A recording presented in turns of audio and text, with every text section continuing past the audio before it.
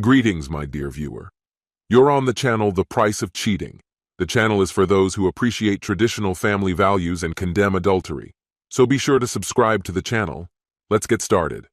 You won't believe how much it costs to hire a sheriff's deputy who will put on a cheerful red suit and deliver the divorce papers to your wife on Christmas Eve. It's quite expensive, but trust me, it's worth every cent.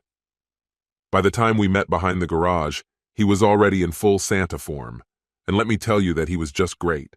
His suit was custom-made, and his black patent leather boots shone in the moonlight. White hair and beard, very authentic.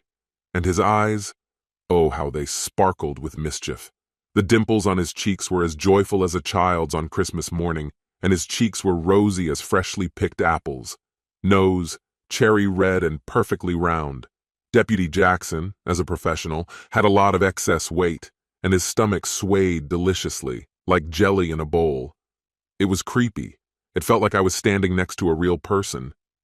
"Are you sure you want to go through with this?" In response, I handed him a briefcase full of envelopes and gestured to a bag overflowing with gifts ready for the grand opening. "I'll see you inside in 5 minutes." Our house was filled with the energy of friends and family. The joyful gathering had been going on for over 2 hours. Laughter bounced off the walls, mixing with the clink of glasses. Old friendships were renewed, and new ones were formed. The atmosphere was electric. Drinks flowed like a river, and the hilarious stories exchanged by the guests wove a tapestry of fun. Christmas Eve was an event that no one dared to miss, and yet I, the kind host, harbored a heart as dark as coal, and a spirit no less insidious than the Grinch himself. Our marriage was in ruins, and only the thirst for revenge spurred my movements. As soon as the big clock in the living room struck 8, a wave of anticipation swept through the crowd. The grandchildren burst into cheers as Santa's knock echoed through the house, and the sound rang in my ears for a long time. Santa dragged his bulky bag of sweets into the foyer, and a ringing "ho ho ho" sounded in the air, drowning out all other sounds. I greeted the cheerful old man with a hearty handshake and escorted him to the chair of honor strategically located in front of the sparkling Christmas tree. Our 5 children gathered all 10 grandchildren and led them to the rousing song, "Here Comes Santa." I arranged with a close friend to film every moment on video, and when I caught his eye, he gave me a thumbs up. Santa opened his bag with a twinkle in his eyes and took out a beautifully wrapped gift, addressing us, "Oscar Jr., did you behave yourself?" One by one, from junior to senior, they jumped onto his lap, their innocent faces glowing with hope as they swore their good behavior and eagerly awaited the reward. For Anna, she is a talking doll, an exciting video game for Christian. The room was a colorful chaos of wrapping paper and torn ribbons, creating a festive sea that reached to our ankles. It was time for the adults to unwrap their gifts, and I couldn't help but feel excitement mixed with horror. "Listen carefully, everyone," I announced in a playful but serious tone. "And don't open your presents until Santa leaves, otherwise you'll ruin the surprise. And I remind you that this event is for adults only." As soon as these words left my lips, I felt a wave of intrigue sweep through the crowd.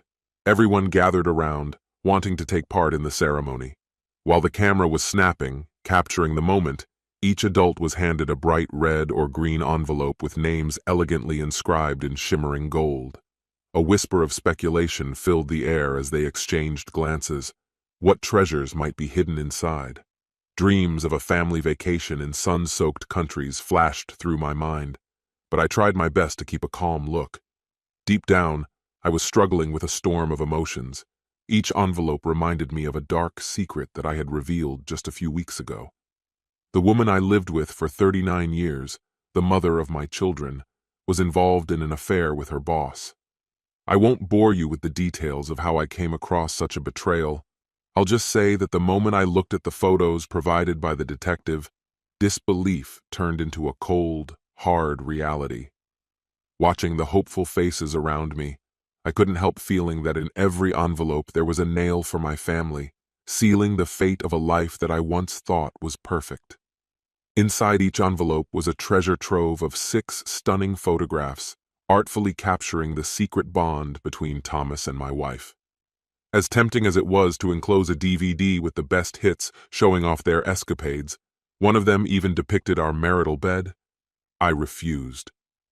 Those memories should have stayed in the courtroom, not at this moment. One by one, our children came up to me, their eyes shining with pride, and everyone exclaimed, "Father, you have distinguished yourself this year." Among them, my youngest, Amanda, held a special place in my heart. "Daddy, I will remember this evening forever," she declared, and I nodded, realizing that this evening would really remain in her memory. Chloe, my future ex-wife, looked no less excited than the children when her name was finally announced. It was hard to swallow the audacity of it all. Here she is, the woman who betrayed me, sitting on Thomas's lap and stealing kisses from him. Her envelope was the largest, filled with secrets. When Santa called, "Are you Chloe Hill?" she giggled and replied, "Of course you are." He didn't have to ask if she was a good girl. The contents of her envelope spoke for itself. Showing her a bright red envelope, he announced, "Chloe Hill, you've been served." She bent down to kiss him and happily replied, "Thank you, Santa." As he carefully lifted her off his lap and began to make his way to the door, I couldn't help but remember the advice my lawyer had given me. He thought I'd go crazy when I shared my plan. "Save your money. You'll need it to pay my bill," he said. But I was glad I hadn't heeded his warning. The moment of reckoning had finally arrived, and it filled me with a sense of satisfaction. Just before he left, one of my granddaughters gave Santa a bag of treats and a carrot for his reindeer. Leaning closer, he whispered, "I hope you know what you're doing." I smiled, knowing that sometimes the most unexpected twists of fate lead to the sweetest victories. I threw on my jacket and shouted, "Merry Christmas and good night to everyone." The spirit of the season filled the air, and waving goodbye to Santa, I half expected to see a sleigh with reindeer soaring into the starry sky. "You better leave before the whole family is immersed in these envelopes," I warned with a grin, remembering the surprises hidden inside. At the beginning of the day, I threw my suitcases in the trunk, ready to go on a Christmas adventure. In the very center of the city, an empty hotel room was waiting for me, a cozy refuge from the festive bustle. I started the car and watched Santa's red sleigh disappear into the driveway. I thought my grandchildren's enthusiastic screams couldn't top them, but the chorus of excited adults rang like holiday bells. I drove out onto the road, anticipating the mysterious night that awaited me ahead. The deed was done. The cheater will be punished when our whole extended family sees what's in their envelopes. This concludes the story. If you like it, then put your powerful like and subscribe to the channel.